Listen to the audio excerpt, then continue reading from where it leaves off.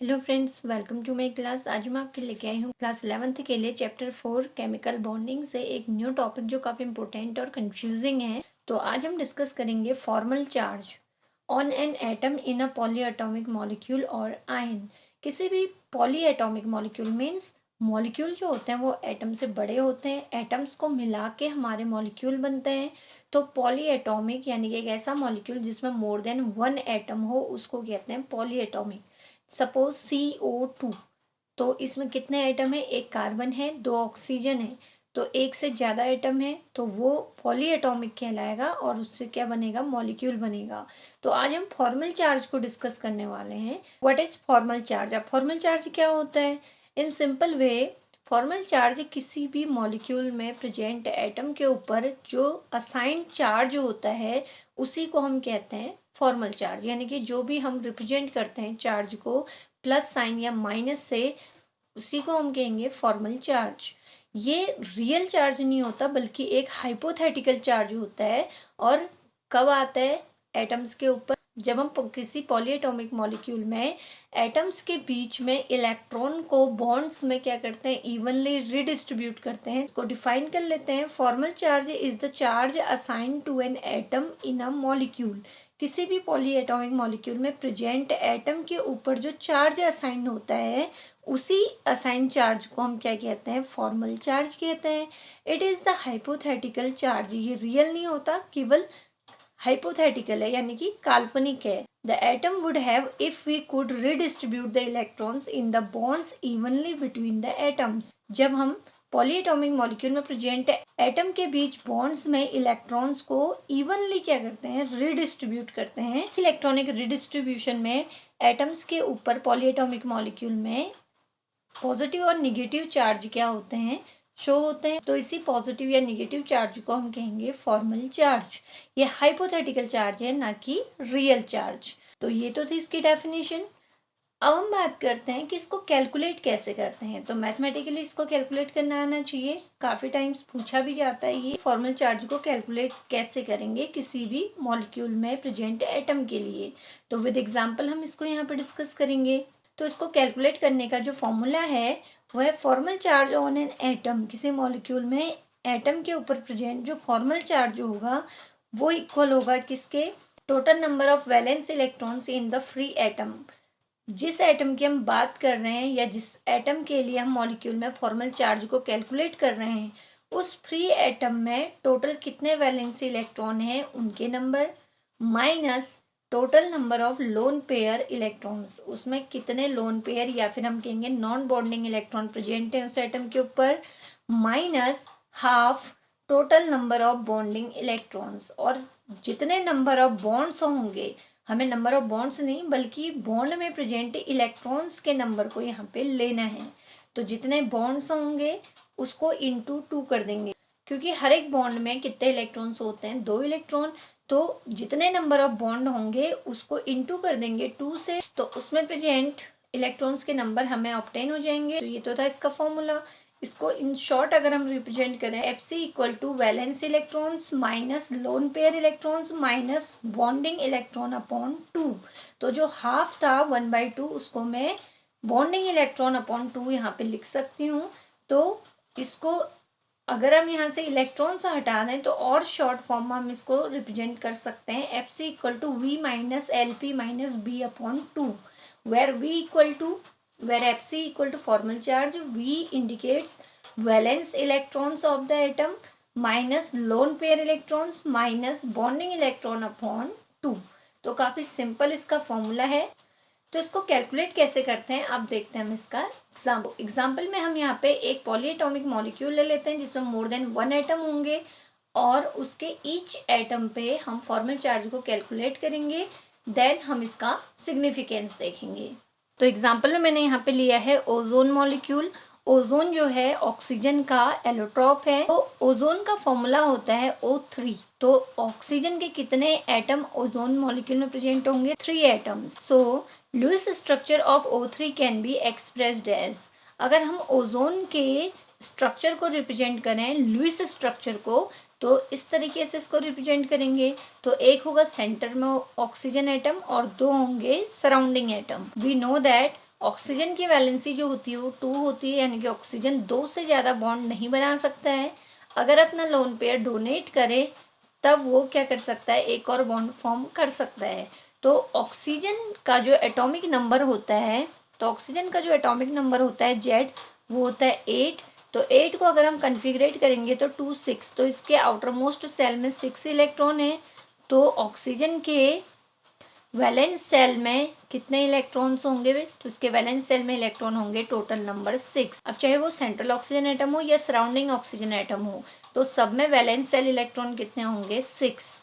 अब इनकी वैलेंसी 2 है, तो 2 के अकॉर्डिंग ये ऑक्सीजन भी डबल बॉन्ड फॉर्म करेगा, ये भी डबल बॉन्ड। अब अभी मैंने कहा कि इसकी वैलेंसी 2 है, तो ये 2 से ज़्यादा बॉन्ड नहीं बना सकता, लेकिन ये इस वाले सराउंडिंग ऑक्सीजन के तो 2 ही बॉन्ड हैं, इस वाले के एक ही है, लेकिन सेंट्रल वाले के पास 1 2 3 बॉन्ड्स हैं। तो 3 बॉन्ड ऑक्सीजन कब फॉर्म करेगा?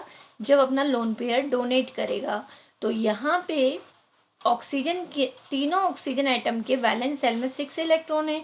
तो अगर हम सेंट्रल वाले की बात करें, इसको हमने नंबर 1 दिया है, तो 2 यहाँ शेयरिंग में होंगे इलेक्ट्रॉन, 2 यहाँ पे कोऑर्डिनेट बॉन्ड में होंगे और एक यहाँ पे क्या होगा, लोन पेयर होगा। तो इस तरीके से 6 इलेक्ट्रॉन्स होंगे। इस वाले ऑक्सीजन की बात करें तो 1 2 यहाँ पे शेयरिंग में होंगे, 3 4 5 6, तो 4 इलेक्ट्रॉन इसके पास हैं एज अ लोन पेयर। यहाँ पे 2 लोन पेयर प्रेजेंट हैं, तो इसके पास 2 लोन पेयर होंगे। ये ऑक्सीजन नंबर 2 है। ऑक्सीजन नंबर 3 में देखें तो ये भी सराउंडिंग है, ये एक ही बॉन्ड बना रहे, 1 2 3 4 5 6, 6 के 6 वैलेंस इलेक्ट्रॉन अगर इसके पास एज अ लोन पेयर हैं, तो इसने यहाँ पे कुछ भी शेयर नहीं किया है। तो यहाँ पे शेयरिंग में या कोऑर्डिनेट बॉन्ड हम इसको मानेंगे, तो इसमें टोटल जो इलेक्ट्रॉन होंगे वो कोऑर्डिनेट बॉन्ड में किसके होंगे? इस सेंट्रल एटम के। तो 2 इसने यहाँ कोऑर्डिनेट बॉन्ड बनाने के लिए दिए, 2 यहाँ शेयरिंग में दिए, तो कितने हो गए? 2 यहाँ शेयरिंग में दिए तो 4 हो गए, और 2 इसके पास एज अ लोन पेयर यहाँ पे क्या होंगे? प्रेजेंट होंगे। तो ये लुईस स्ट्रक्चर है। अब हम इसमें कैलकुलेट करते हैं फॉर्मल चार्ज। तो ऑक्सीजन नंबर 1 को ले लेते हैं। तो ऑक्सीजन नंबर 1 एटम के लिए हम फॉर्मूला अप्लाई करेंगे फॉर्मल चार्ज का, जो अभी हमने यहाँ डिस्कस किया था। तो सबसे पहले हम इसमें कैलकुलेट कर लेंगे ऑक्सीजन नंबर 1 के लिए valence, V for valence shell electron कितने होंगे? 6। कोई भी ऑक्सीजन एटम है, सबका एटॉमिक नंबर 8 ही होगा और उनके वैलेंस सेल में 6 इलेक्ट्रॉन ही प्रेजेंट होंगे। तो इसमें वैलेंस सेल इलेक्ट्रॉन के नंबर कितने लेंगे? 6। लोन पेयर कितने लेंगे? इसके पास कितने लोन पेयर हैं? एक ही तो पेयर है, पेयर कहेंगे तो एक होगा। 1 पेयर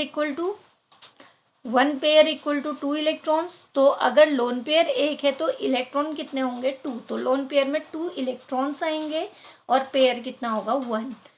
बॉन्ड पेयर की बात करें तो सेंट्रल एटम ने 1 2 3 बॉन्ड्स बनाए हैं। तो मैंने कहा था हर एक बॉन्ड में 2 इलेक्ट्रॉन होते हैं। तो अगर बॉन्ड्स के नंबर 3 हैं तो 3 बॉन्ड पेयर हैं, तो 3 इंटू 2 करेंगे, क्योंकि एक बॉन्ड में 2 इलेक्ट्रॉन्स हैं, तो 3 2 6 इलेक्ट्रॉन हो जाएंगे टोटल बॉन्ड पेयर। अब ये हमारे पास इलेक्ट्रॉन की कैलकुलेशन हो गई। अब फॉर्मल चार्ज का फॉर्मूला अप्लाई करेंगे, तो V minus L P minus B upon 2। तो वैलेंस सेल इलेक्ट्रॉन कितने थे? 6। यहाँ से वैल्यू पुट कर देंगे। लोन पेयर कितने हैं? 2 इलेक्ट्रॉन्स, तो इलेक्ट्रॉन्स के नंबर रखने हैं, 2 हो जाएंगे। बॉन्ड पेयर में कितने इलेक्ट्रॉन्स हैं? 6, तो 6 रखेंगे। अपॉन फॉर्मूले में क्या है? 2। तो इसको सॉल्व करेंगे तो क्या हो जाएगा? 2 3 ज़ा 6। अब यहाँ पे -2 -3 कितना हो जाएगा? -5। तो 6 -5 कितना आ जाएगा? 1। तो इस पे चार्ज जो हो जाएगा +1 हो जाएगा। तो फर्स्ट एटम के लिए जो फॉर्मल चार्ज आएगा वो कितना आएगा? +1। अब लेंगे सेकंड नंबर ऑक्सीजन एटम के लिए, तो वो है ये।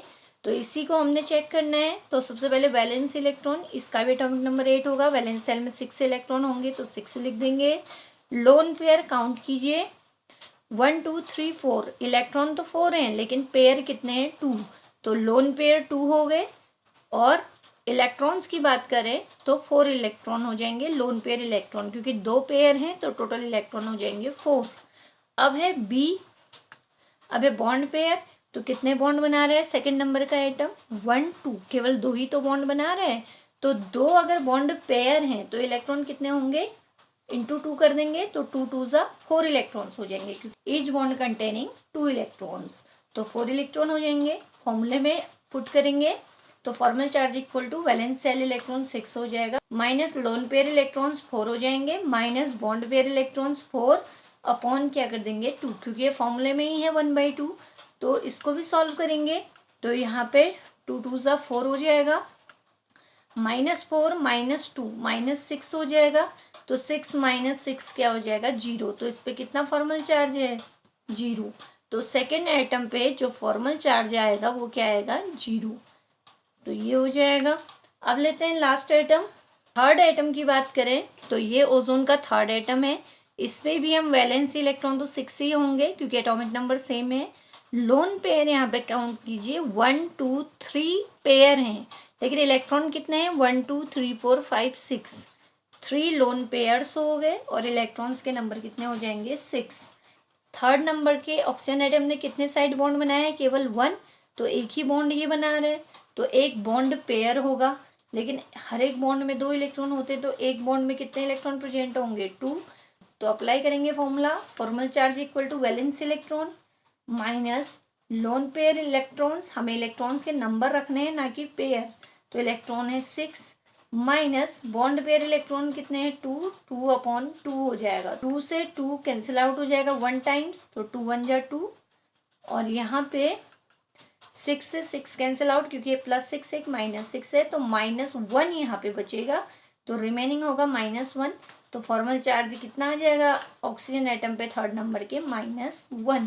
तो इस तरीके से ये एक पॉलीएटॉमिक मॉलिक्यूल था। पॉलीएटॉमिक मॉलिक्यूल इसलिए कहेंगे क्योंकि इसमें 1 2 3 यानी कि मोर देन 1 एटम प्रेजेंट है। और इसमें हमने क्या किया ईच एटम के लिए फॉर्मल चार्ज को कैलकुलेट किया। अभी फॉर्मल चार्ज का यूज क्या है, इसका सिग्निफिकेंस क्या है, क्यों हम कैलकुलेट कर रहे हैं। तो क्या होता है कि जब रेजोनेटिंग स्ट्रक्चर में या लुईस स्ट्रक्चर किसी भी मॉलिक्यूल के लिए मोर देन 1 जब रिप्रेजेंट किए जाते हैं तो कौन से स्ट्रक्चर को बेस्ट माना जाएगा या मोस्ट स्टेबल माना जाएगा, उसके लिए हम कैलकुलेट करते हैं फॉर्मल चार्ज को। तो अगर ओजोन के मोर देन 1 स्ट्रक्चर बनते हैं तो हम क्या करेंगे, जैसे इस स्ट्रक्चर के लिए हमने फॉर्मल चार्ज कैलकुलेट किया, इसको टोटल कैलकुलेट करेंगे, फिर हम अदर के लिए कैलकुलेट करेंगे। तो जिसका फॉर्मल चार्ज सबसे कम आएगा उसकी एनर्जी सबसे कम होगी और वो स्ट्रक्चर मोस्ट क्या होगा स्टेबल होगा। तो यहाँ पे मैंने इसका सिग्निफिकेंस बताया हुआ है, तो इसको डिस्कस कर लेते हैं। It helps us in identifying the most stable structure if 2 और more structures can be assigned to a molecule. जब किसी पॉलीएटॉमिक मॉलिक्यूल के लिए मोर देन 1 यानी कि एक से ज़्यादा लुईस स्ट्रक्चर बनते हैं तो कौन सा स्ट्रक्चर सबसे ज़्यादा स्टेबल होगा और एग्जिस्ट करेगा, तो उसी स्ट्रक्चर को आइडेंटिफाई करते हैं हम फॉर्मल चार्ज की हेल्प से। कैसे, a structure having the smallest formal charges on atoms. जब पॉलीएटॉमिक मॉलिक्यूल में प्रेजेंट एटम्स पे फॉर्मल चार्ज जितना स्मॉलेस्ट होगा यानी कि जितना मिनिमम होगा, possesses the least energy and is most stable, तो उसकी एनर्जी उतनी ही लीस्ट यानी कि मिनिमम होगी और उसकी स्टेबिलिटी उतनी ही क्या होगी मोस्ट होगी। Because energy is inversely proportional to one by stability. तो किसी भी मॉलिक्यूल की स्टेबिलिटी उसकी एनर्जी की इनवर्सली प्रोपोर्शनल होती है। इनवर्सली प्रोपोर्शनल मतलब स्टेबिलिटी जितनी ज़्यादा होगी एनर्जी उतनी कम होगी, और एनर्जी कम होगी तो स्टेबिलिटी क्या होगी ज़्यादा होगी। तो इस तरीके से फॉर्मल चार्ज एटम्स पे जितना कम होगा उसकी एनर्जी उतनी कम होगी, लीस्ट होगी, और स्टेबिलिटी उतनी क्या होगी हाई होगी।